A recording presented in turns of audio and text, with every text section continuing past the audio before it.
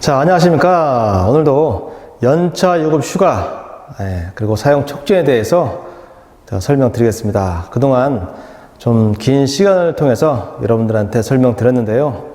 좀 이해가 어려웠어요. 그죠? 그래서 오늘은 좀 그동안 배운 거에 대해서 좀 종합 정리하는 의미에서 그 Q&A를 한번 준비해 봤습니다. 자, 보시죠. 첫 번째 사례, 자, 입사를 작년에 1월 1일에 입사해가지고 1년간 이제 근로를 했는데 매월 개근을 했답니다. 그리고 퇴사를 올해 1월 1일에 퇴사했어요.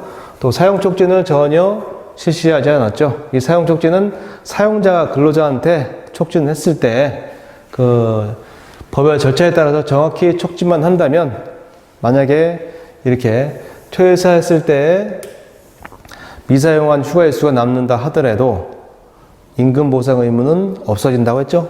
네. 근데 휴가를 사용하지 않았대요, 전혀.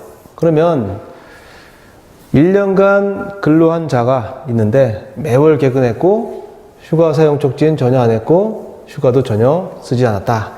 오늘 또 그림을 통해서 또 이해를 해보는 게 좋겠죠. 자, 21년도 1월 1일 입사. 그래서 12월 31일까지 근무 1년간 근로를 했네요. 그래서 1월 개근하게 되면 이제 그 다음 개근하고 바로 뭐가 시작돼요? 휴가가 시작되죠? 그 시기가 2월 1일이라는 얘기예요. 다음 2월 개근하게 되면 그 다음에 3월 1일부터 휴가가 시작되고 3월 개근하게 되면 4월 1일부터. 이 휴가는 언제까지 사용할 수 있을까요? 앞에 설명드렸죠? 입사하고서 1년이 근로가 끝날 때까지 요 휴가, 매월 개근한 휴가에 대해서 하루씩 발생한 거를 요 기간까지 모두 사용해야 된다는 얘기죠. 그죠? 그래서 이렇게 쭉 가다 보면 결국은 11월 개근하면 12월 1일에 휴가가 발생해서 약 한 달간, 마지막 거는 약 한 달간 요 기간 동안에만 휴가를 사용할 수 있다 그랬습니다. 그래서 총 1월부터 11월까지 다 개근을 했다면 총 11일분이 요금 휴가 일수가 발생한다고 했죠. 그죠? 중요한 건 뭐냐? 여기에서 마지막 근로한 날이 언제냐? 그게 제일 중요하다 했어요. 마지막 근로한 날이 이날이죠? 31일. 그러면 이날을 쪼개가지고 이날부터 이날까지 결국 이 11일, 매달 개근했을 때 최대 11일치만큼이 연차 요금 휴가 일수가 발생하게 된다. 자, 두 번째 문제 볼게요. 마찬가지인데 작년 1월 1일 입사했어요. 근데 위의 사례와 밑에 사례의 차이점은 여기는 1년간 하고도 하루를 더 근무한 자예요. 그죠? 그래서 매월 개근했다. 퇴사는 똑같이 20년도 1월 2일. 얘는 1월 2일자에 퇴사했는데 얘는 1월 2일 다음날 퇴사한 거예요. 또 사용 촉진도 전혀 안 했고 휴가도 전혀 사용 안 했다 이거죠. 문제는 연차 요금 휴가 일수가 며칠이냐? 똑같은 문제. 자, 위의 사례에서 보듯이 지금 이렇게 해서 총 11일이 발생했죠. 그죠? 그런데 12월 31일까지 근로한 게 아니고 언제까지 근로했어요? 1월 1일. 요때까지 근로했다는 얘기예요. 그죠? 그리고 1월 2일자, 요때는 퇴사를 해가지고, 퇴사를 했다는 얘기예요. 그러면 요 1월 2일자 요 시점에는 여기 있는 근로자가 근로자의 지위에 있을까요? 없을까요? 없겠죠. 그래서 요 1월 1일, 처음에 입사해서 1월 1일, 요 시기까지는 근로자의 지위다. 근로자 신분이 유지됐는데 1월 2일자 돼서 이제 근로자가 아니게 된 거죠. 그래서 근로자의 신분이 언제까지 유지됐느냐? 그 유지된 날 마지막 날이 어디에 해당되느냐? 그 해당되는 거에 따라서 휴가일수가 달라진다 그랬죠. 그죠? 그래서 요거 앞에 설명드린 거 다시 한 번 더 그림으로 설명드려 볼게요. 21년도에 입사했다 그랬죠? 21년도 1월 1일. 그죠? 그러면 처음에 요것처럼 매월 개근하게 되면 11일이 발생한다 그랬죠? 그죠? 그 요 11일은 1년이 끝나면 80% 출근율에 따라서 첫 해년도에 15일이 발생하고 또 80% 출근한 돼서 다음 연도 15일이 발생하죠. 그죠? 또 80% 출근한 것에 대해서 그 다음 연도에 16일 발생하고 이렇게 계속 이렇게 간단 얘기예요. 그죠? 근데 위에 있는 사례는 지금 마지막 근로한 날이 바로 여기 이 사이에 있으니까 11일밖에 발생하지 않았는데 요 두 번째 사례는 바로 요 시점까지 근로자와 사용자, 이 근로자의 지위에 있기 때문에 여기에 해당하는 요 칸에 이 15일치만큼을 다 더해서 총 26일치만큼이 발생한다. 이렇게 보시면 됩니다. 만약에 이 시점에 퇴사하면 어떻습니까? 똑같아요. 그죠? 이 안에 있기 때문에 두 개 더하면 돼요. 만약에 그럼 이 시점에 만약에 퇴직했으면 어떨까요? 그러면 이 기간도 포함되겠죠? 그러니까 퇴직한 연도, 아니죠. 퇴직한 연도가 아니고 마지막 근로한 날이 언제냐에 따라서 그 마지막 근로한 날이 어느 해에 속하냐에 따라서 모두 해당 횟수를 더해주면 된다. 그렇게 설명을 드렸습니다. 자, 다음 사례 보겠습니다. 자, 첫 번째 사례는 이제 사용 촉진을 전혀 안 했을 때 사례인데 두 번째 사례는 이제 사용 촉진을 했는데 이제 1년간 근로자, 1년간 80% 출근 근로자에 대한 사례입니다. 자, 입사를 작년에 1월 1일 입사해서 작년에 80% 이상 출근을 했어요. 그죠? 그리고 유급 휴가는 언제부터? 그 다음 연도 1월부터 또 1년간 사용할 수가 있습니다. 그러면 근로자는 언제까지 연차 유급 휴가를 자율적으로 사용했다는 거죠. 앞에도 설명드렸지만 연차 유급 휴가가 발생하면 발생한 날부터 언제까지요? 1년간 사용할 수 있는데 그 1년간 사용할 때 처음부터 사용 촉진을 한다 했습니까? 아니면 어느 일정 시기가 지나서 한다 했습니까? 예, 일정 시기가 지나서 사용 촉진한다 했죠? 왜일까요? 예, 근로자는 그 자기가 원할 때 휴가를 가야 되죠. 그래서 일정한 기간, 휴가가 시작되고 일정한 기간 동안에는 근로자가 마음대로 휴가를 갈 수 있도록 사용자는 기다려줘야 된다. 그래서 자율사용 기간이 있다 그랬습니다. 그 자율사용 기간은 얼마나 주면 좋을까요? 제가 전반기 이렇게 설명드렸죠. 그래서 여기 사례에서 22년 1월 2일자에 휴가가 시작되니까 결국 22년도 1월 1일부터 전반기가 6월 30일까지죠. 6월 30일까지는 근로자가 자율적으로 언제든지 사용할 수 있고 사용자는 사용 촉진을 빨리 하고 싶어도 좀 기다려줘라. 그죠? 그런데 이 근로자가 이 전반기 때 총 6일을 사용했대요. 자, 그러면 이 기간 동안에 입사한 연도 1년간 80% 출근하고 요 기간에 이제 사용을 할 수 있는데 휴가 사용할 수 있는데 요 기간 중에서 6일을 사용했어. 그죠? 그럼 요 기간 동안 총 며칠을 사용할 수 있습니까? 80% 출근했으니까 총 15일의 휴가를 갈 수 있다. 청구권이 발생한 거죠. 그 중에서 6일을 사용했으니까 총 며칠이 남습니까? 결국은 9일만큼을 남은 후반기에 언제 휴가를 갈지 근로자가 사용자한테 시기를 지정하면 되죠. 자, 세 번째 볼게요. 사용자는 언제 이내에 며칠 분에서 서면을 촉구해라. 이제 사용자가 본격적으로 서면 촉구한 시기가 도래했습니다.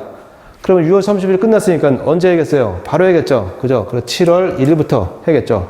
그럼 7월 1일 하루 동안 해라. 그러면 사용자는 잊어버릴 수 있어요. 그죠? 그래서 그것도 7월 1일부터 7월 10일. 그러니까 이 휴가가 6개월 전 자율사용 기간이 끝나면 바로 사용자 근로자한테 10일 이내에 이제 서면 촉구하는 거예요. 서면 촉구가 어떻게 한다? 며칠 분에서 한다? 15일 중에 6일 썼으니까 나머지가 9일이었죠. 그죠? 요 9일에 대해서 남은 거에 대해서 언제 휴가를 갈 거야? 근로자 나한테, 사용자인 나한테 빨리 알려줘. 그래서 서면으로 촉구를 해야 된다 했어요. 그러면 서면을 촉구받은 근로자는 다시 사용자한테 언제 휴가를 갈지 또 시기를 지정해서 통보를 해줘야 된다 그랬죠. 그 네 번째, 근로자는 통보받은 날로부터 며칠 이내에, 이것도 10일 이내다 이거죠. 사용자가 근로자한테 10일 이내에 휴가 자율사용 기간이 끝나고 바로 10일 이내에 서면 촉구를 하고 또 근로자는 서면 촉구를 받은 날부터 다시 10일 이내에 며칠 분에 대해서 지금 휴가 9일분 안 썼으니까 9일분 전체에 대해서 이렇게 근로자와 사용자한테 통보를 해줘야겠죠. 그죠? 처음에 통보를 한다. 그러면 다 끝나버려요. 그죠? 15일 중에 6일 자율사용 9일 남았어. 또 근로자는 사용자한테 9일 전체 언제까지 가겠다? 통보하면 끝난단 말이죠. 서면 통보하면. 그런데 나머지 6개월 동안에 후반기 동안에 9일을 언제 갈지 근로자가 다 못 정했어. 휴가를 언제 갈지 못 정했어요. 일부만 정할 수도 있죠. 그래서 5번째가 뭡니까? 근로자가 3일만 정했다 이거 3일만.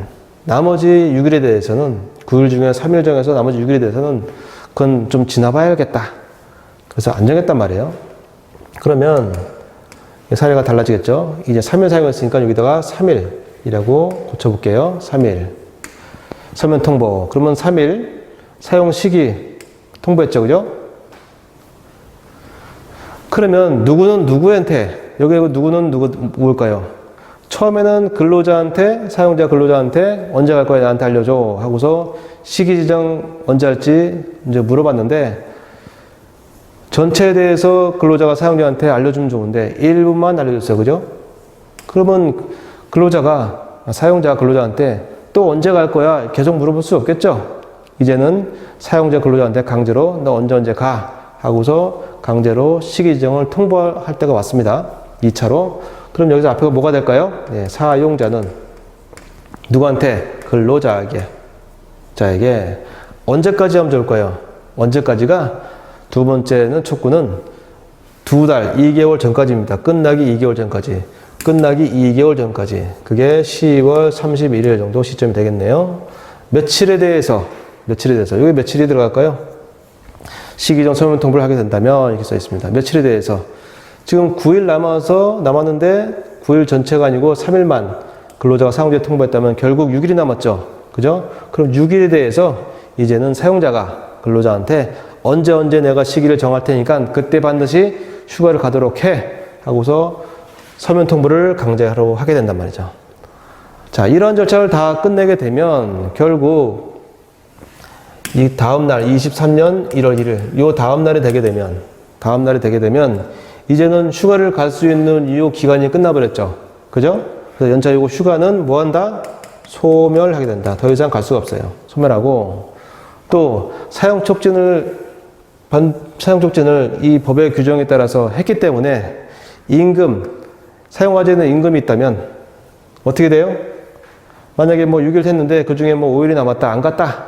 그러면 5일에 대해서 임금 보상 의무가 없어진다. 사라진다. 예. 뭐 소멸한다. 다 똑같은 말입니다. 이런 패턴으로 간다는 거죠. 자, 다음 사례 보겠습니다. 이제 1년 미만 근로자 사용 촉구인데요. 사용 촉진. 요거는 처음에 9일분하고 이틀분 이렇게 구분해 본다 그랬죠? 총 11일 중에 9일분 먼저 해주고 그 다음에 2일분 나중에 해준다 그랬습니다. 자, 입사를 올해 1월 1일 입사했고 10월 30일까지 1년간 매월 개근했고 퇴사는 내년에 1월 1일자에 한다는 가정하에 자, 근로자는 자, 9개월이죠. 1월 1일부터 9월 말까지 연차유 휴가 5일을 자율적으로 사용했다. 그러면 매월 개근했으니까 결국 1월 1일부터 9월 말까지 총 며칠이 발생해요? 총 9일분이 발생하겠죠. 그죠? 9일분 중에서 자율적으로 사용한 일수가 며칠? 5일이네요. 결국 며칠이 남는 거예요? 결국 4일이 남았다 이거 남았다. 자녀. 결국. 그죠? 그러면 사용자는 이제 4일이 남았으니까 어떻게 해줘야 돼요? 이제 휴가 언제 갈 거야? 이제 촉구를 해야 되죠? 그러면 9월 30일까지니까 자, 바로 끝나서 10월 1일부터 바로 촉구해야겠죠. 자, 12월 1일부터 언제까지요? 네, 10월 10일까지.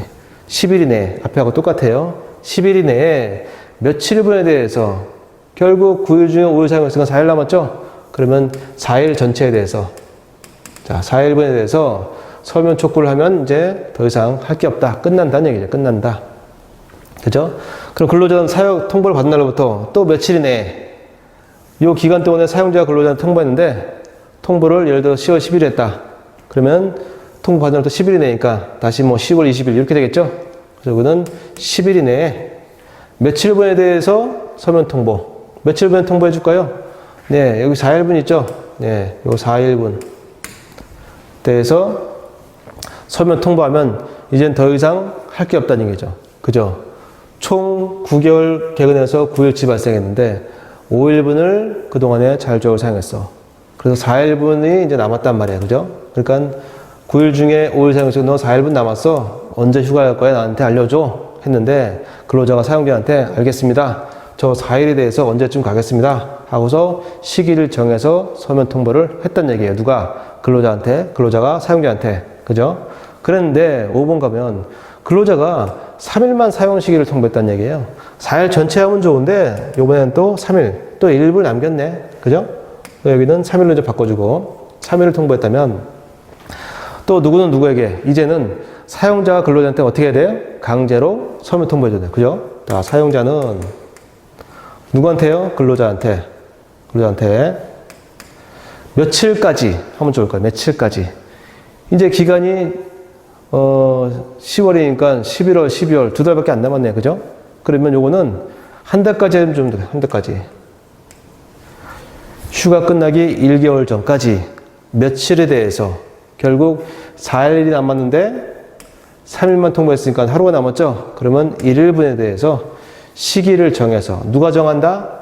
사용자가 정해서 근로자한테 1일분에 대해서 휴가 끝나기 1개월 전까지 사용 시기를 정해서 너 언제 휴가를 가 하고 서면 통보를 한다는 얘기죠. 그러면 그 휴가 기간이 끝나는 시점인 23년 1월 1일자에 연차 6월 휴가는 어떻게 된다? 소멸하고 하루를 만약에 남았는데 하루를 안 갔다. 그럼 어떻게 돼요? 그 하루치에 대해서는 임금 보상 의무가 없어진다. 앞에 있는 내용 똑같습니다. 자, 이해됐죠? 마지막 한 번 더 마지막 사례 한 번 더 말씀드리고 끝낼게요. 자, 1년 미만 근로자 사용 촉진 사례인데 이제 이틀분 남았어요. 앞에 9일분 먼저 했죠? 이제 이틀분이죠. 이틀분은 10월 1일부터 11월 30일까지 2달치 개근했다.